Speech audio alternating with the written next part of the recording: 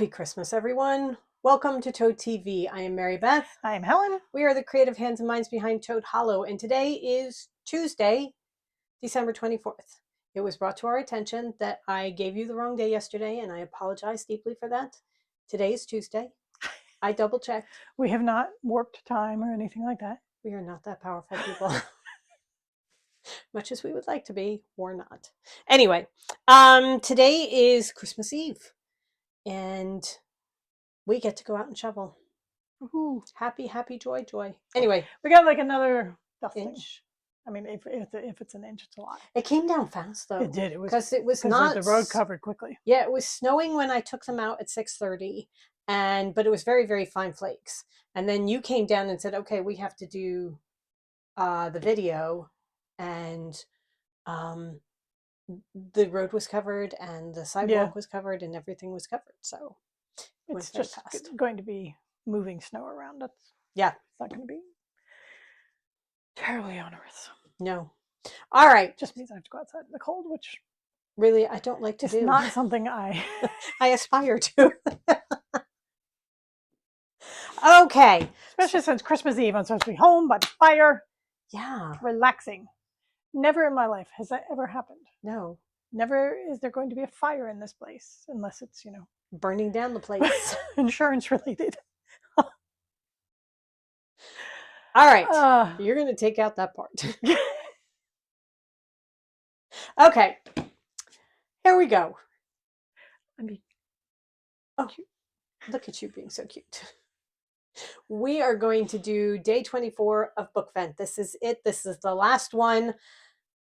The letter G. Yes. Today is brought to you by the letter G. Sister number 3 got Cold Comfort Farm by Stella Gibbons. Yes, I'm double checking the author, Stella Gibbons. When Ann Patchett comes on to the Lay Down Diaries that she does every week and tells you this is one of her favorite books of all time and one of her comfort books and the one that she goes to when she needs, to recenter herself, you get it. You get it for Sister number 3. It was also, way back when we first joined the internet, following people and that kind of thing. Remember Robin? Yes. He would quote that all the time. That's right, he did. He was an interior designer from Canada that we were internet friends with. Twitter briefly. friends. Twitter friends with briefly. We were Twitter friends. And he would quote Cold Comfort Farm to us all the time. And we have had people tell us that this is like our kind of story. That we would love it. And the fact that we've never read it is really kind of weird. But it's just with all the other books, it got pushed aside. But now Sister number 3 has it. So it will pass through the family. Yes, because she reads them fast and brings them over. Yeah. She's really good about sharing. All right. So letter G. Here is my letter G. And here's my letter G. Author's last name. Yes. Okay. All right. Oh, sorry. My letter G. All right. Mine is... I mean, you knew what it was. It was just exactly what I was hoping. Whichever one it was. It is not the new one because that did not fall into the used book. It is The Home Cook by Alex Cornicelli. I absolutely adore her cooking. I adore her. I think she is one of the, strongest, most interesting women.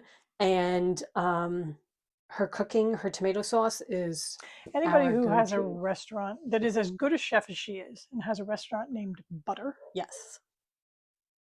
I need say no more. Right. So this has all sorts of lovely, lovely, lovely it's all about the foods. Home cooked meals. Fried thyme vinaigrette. And sauces and dressings. Right. So it's all sorts of things that, you have either on hand or there's like a whole onion family. Oh chapter. My goodness. Grandpa Cornicelli's sweet and sour onions.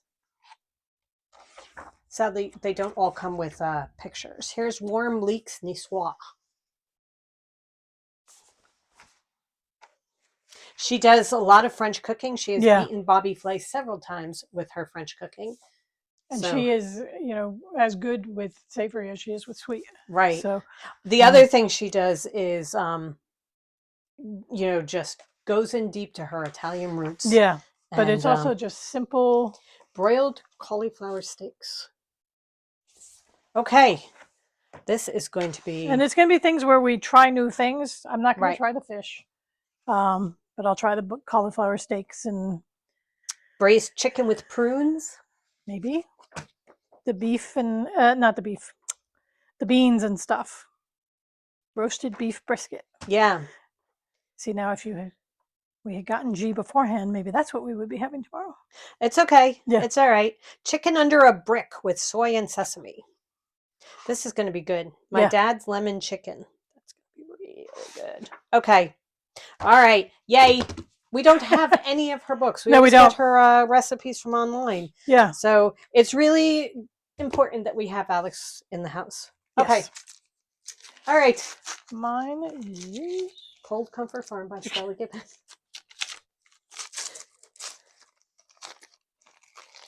Fans of John Grisham will live for his legal thrillers. But now and then he stirs up something unexpected. Oh, I'm going to say it's John Grisham. Yeah. Where did you get that from? I have no idea. I pulled it out of thin air. Playing for Pizza by John Grisham.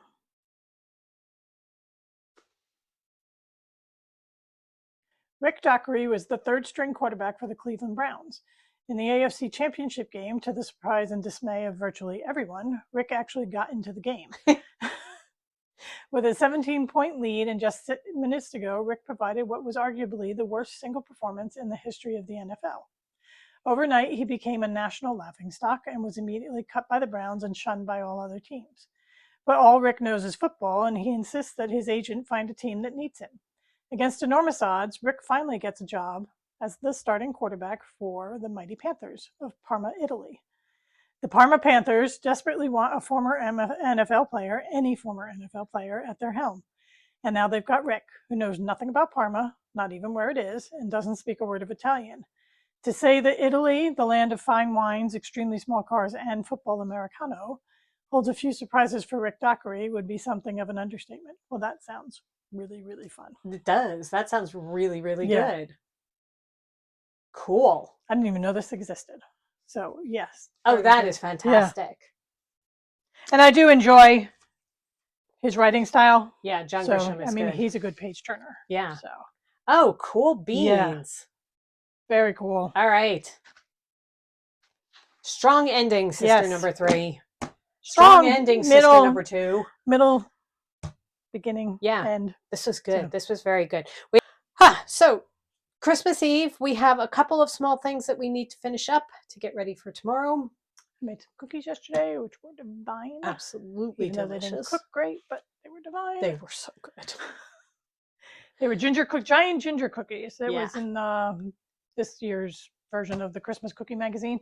They called for shortening, and I used butter because I'm a butter snob, and I should have used shortening. Okay. Because I'm pretty sure that was my problem with the bake. Okay. So, it was just they flattened out and did not cook as quickly as they should have. Okay. And I think if I had used the shortening, it would have been. Okay. Well, next time we can they try aren't it with lookers, but they're gorgeous. Yes, they're. I mean, they're not lookers, but they're delicious. They are very, very good. They are like the death of me because I could just go and, I'll just have a piece. Yeah. Because they're like this. I mean, they're giant cookies. And then I just come through and finish whatever she leaves. Anything that calls for you have to scoop them in quarter cup portions. Okay. So you use a quarter cup of batter as your cookie. So, okay. All right. Really, really good. Anyway, you have cookies to bake today, which are... They are going to be chocolate thumbprints with Hershey Kisses as the thumbprint. Okay. So they're chocolate sugar cookies with a Hershey Kiss in the center. Also from that magazine. And I think that's it for Christmas as far as cookies. Yeah, we'll fill in cookies afterwards, but go through these first. Excuse me. But this is thank you very much to everybody who joined us for 1, 2, 24. 24 episodes, and we are signing off until the new year. 2024. Sayonara. Mic drop. That was the mic hit. but I don't want to drop the actual mic. Anyway, so we will see you. I'm sorry. There's a window right there. I know. And there I'm are two watching them. dogs that are wrestling in the snow, and I just keep getting caught by them. Anyway, we will see you in 2025. Right. Thank you to everybody who has shopped the sale, because we just heard a ching, which means that another order came through. Anything that has come through up until this moment in time has been sent out. Right. This newest order will go out after Christmas. After Christmas. The sale is still on. We'll be on through the end of the year. And then we will be back in January with we have all sorts of ideas. Yes. We've got a lot to talk to you about. Right. We'll be back with our regular episodes of project videos and progress videos. We'll show you what we've been working on. Right. Because we've got a whole bunch of stuff project-wise that we've been working on. We're going to do a wrap-up of all the books that we read. And the projects, because I kept a list. It wasn't on Ravelry or anything, but I did keep a list of all my projects for the year. Maybe next year I will be organized enough to say that I kept a list, because I have absolutely no idea what I did. I had like 36, 37 finished objects. Well, that's pretty good. I mean, and that's knit, sew, everything. Right. So. All right. And the year isn't over yet. Who knows what you're going to finish? There will be a pair of socks added to it, because I've started the heel on the second sock. Color work's all done. I've started the heel. Excellent. All right. Yes. So we hope you guys have, this is going to sound so strange. We hope you guys have a great rest of the year. Go forth and create. Happy holidays. Yes. And thank you, as always, for a year of watching and supporting us. Yes. Without you guys, there are no toads. Well, we would be here. We would be poor. Okay. So we would be living in cardboard boxes. Yes. However, maybe we'd be living in cardboard boxes on the beach. So it would be okay. Yeah. Go warm. If you're going to be homeless. Well, if I'm living in a cardboard box, I'm going warm. All right, guys. in Ray's backyard. So. Have a great rest of the week, the great rest of the year. Happy holidays. Happy New Year. Go forth and create. And we'll see you in 2025. Bye. Bye.